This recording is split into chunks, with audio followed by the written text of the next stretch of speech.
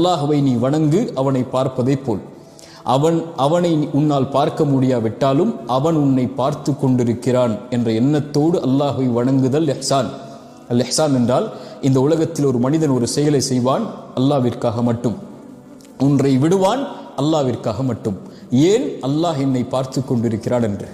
அவன் அல்லாஹ்விடத்திலும் படைப்புகளிடத்திலும் எல்லா விஷயத்திலும் அழகிய முறையில் நடந்து கொள்வான். அல்லாஹ்விற்காக மட்டும் தன் பெற்றோருக்கு பணிவிடை செய்வான், அல்லாஹ்விற்காக மட்டும் குழந்தைகளுக்கு உணவளிப்பான், அல்லாஹ்விற்காக மட்டும் தன் மனைவியிடத்தில் நல்ல முறையில் நடந்து கொள்வான், அல்லாஹ்விற்காக மட்டும் ஏழைகளுக்கு உணவளிப்பான், அல்லாஹ்விற்காக மட்டும் பொய் பேசுவதிலிருந்து விலகிக் கொள்வான், அல்லாஹ்விற்காக மட்டும் புறம் பேசுவதிலிருந்து விலகிக் கொள்வான், அல்லாஹ்விற்காக மட்டும் கோபங்களை கைவிடுவான், அல்லாஹ்விற்காக மட்டும் பிறருடைய குறையை குறித்து பேசாமல் தன்னை பாதுகாத்துக் கொள்வான், அல்லாஹ்விற்காக மட்டும் தொழுவான், அல்லாஹ்விற்காக மட்டும் அல்லாஹ் பாவங்களிலிருந்து விலகிக் கொள்வான், அல்லாஹ்விற்காக மட்டும். ஏன்? அல்லாஹ் என்னை பார்க்கிறான் என்ற எண்ணத்தில். இதான் இஹ்சான். இன்னும் வார்த்தைகளில் அடுக்கிக் கொண்டே போகலாம்.